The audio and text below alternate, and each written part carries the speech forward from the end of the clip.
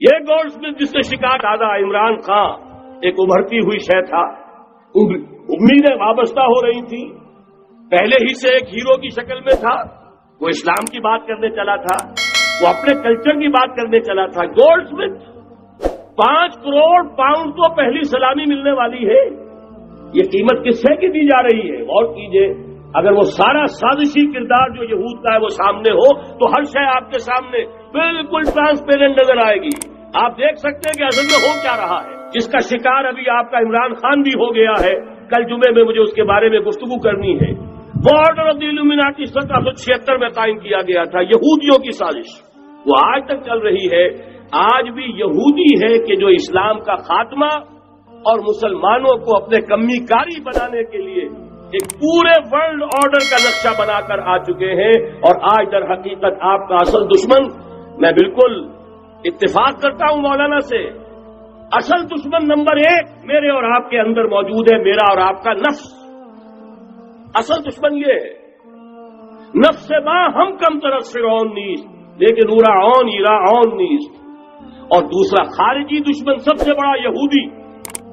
لیکن یہ کہ اس وقت کے اور اس وقت کے حالات میں ایک بڑا فرق واقع ہوا ہے۔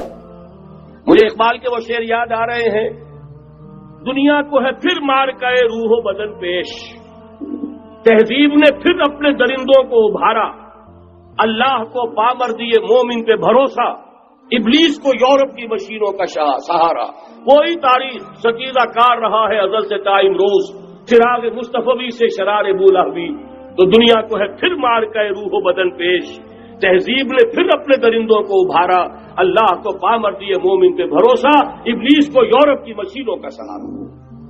میں جس فرق کی طرف اشارہ کر رہا ہوں ذرا اس پر غور کیجیے۔ جس وقت یہودی حضور صلی اللہ علیہ وسلم اور صحابہ کرام کی مخالفت کر رہے تھے، ان کے اور عیسائیوں کے درمیان دشمنی تھی۔ وقالت اليهود ليست النصارى على شيء وقالت النصارى ليست اليهود على شيء، ان میں آپس میں سانپ اور نیولے کا بیر تھا اس وقت، جبکہ نبی اکرم صلی اللہ علیہ وسلم کے ساتھ یہود کی یہ کشاکش جاری تھی۔ یہی وجہ ہے کہ آپ کو معلوم ہے کہ قرآن مجید کہتا ہے کہ بدترین دشمن تمام انسانوں میں اہل ایمان کے وہ یہود ہیں، اور قریب ترین اگر کسی کو پاؤ گے دوستی میں مسلمانوں کے تو وہ نصارہ ہے۔ سورہ مائدہ کی آیت ہے، وَلَتَجِدَنَّ أَشَدَّ النَّاسِ عَدَاوَةً لِلَّذِينَ آمَنُوا الْيَهُودَ وَلَتَجِدَنَّ أَقْرَبَهُمْ لِلَّذِينَ آمَنُوا مَوَدَّةً لِلَّذِينَ آمَنُوا الَّذِينَ قَالُوا إِنَّا نَصَارَى۔ اس وقت صورتحال یہ تھی۔ آج زمین و آسمان کا فرق واقع ہو چکا ہے، آج یہودی عیسائی پر مسلط ہو چکا، یہودیوں نے پورا عالم عیسائیت فتح کر لیا، آج پورا عالم عیسائیت یہودیت کا اعلی کار بن چکا ہے۔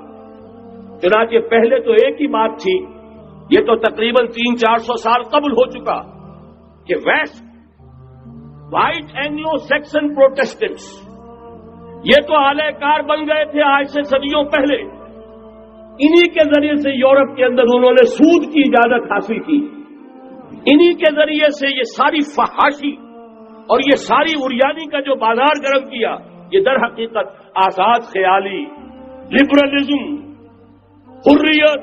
حریت فکر، حریت عمل، میں آزاد ہوں، میں ننگا جانا چاہتا ہوں بازار میں، آپ کون ہوتے روکنے والے؟ آپ اپنی آنکھیں بند کر لیں، ہم آزاد ہیں، ہم 2 مرد ہیں، شادی کرنا چاہتے ہیں، شوہر اور بیوی کی حیثیت سے رہنا چاہتے ہیں، آپ کون اعتراض کرنے والے؟ یہ سارا یہود کی سازش، اور آپ کو معلوم ہونا چاہیے جب تک پوپ کا کنٹرول تھا یورپ پر، یعنی ابھی کیتھولک جو عیسائیت ہے وہ غالب تھی، اس وقت تک پورے یورپ میں سود حرام تھا، کہیں انٹرسٹ کا کاروبار نہیں ہو سکتا تھا۔ یہ پروٹیسٹنٹس کے ذریعے سے اس کی اجازت حاصل کی، نتیجہ یہ نکلا علامہ اقبال شاعر مشرق اس صدی کے آغاز میں گیا تھا یورپ، اور وہاں جا کر اس نے دیکھ لیا تھا فرنگ کی رگے جہاں پنجے یہود میں ہے۔ معاشی اعتبار سے یہودیوں نے پورے یورپ کے اوپر اپنا تسلط قائم کر لیا تھا، اور یہ یہودی کون تھے؟ روتھشائلڈز، گولڈ سمتھس، بہرحال مجھے جو دوسری بات کہنی تھی وہ یہ کہ یریدون لیطفئوا نور اللہ بافواہہم، اس وقت بھی یہودی تھا، آج بھی یہودی ہے، لیکن فرق یہ واقع ہوا ہے کہ اس وقت یہودی کے کنٹرول میں عیسائی نہیں تھے، بلکہ 1200 برس تک یہودیوں کے اوپر ظلم و ستم بلکہ ہوتا رہا عیسائیوں کے ہاتھوں. پورے یورپ میں پرسیکیوٹڈ تھے. انہیں اگر کہیں سہارا ملا مسلمانوں کے ذریعے سے اسپین میں ملا ہے. بن گوریان نے خود لکھا اپنی کتاب میں کہ ڈیورنگ دی ڈائسپورا، یہ ہمارا جو انتشار کا دور ہے 70 عیسوی سے جو شروع ہوا تھا، اس ڈائسپورا کے دوران اور golden period as the period of Muslim Spain.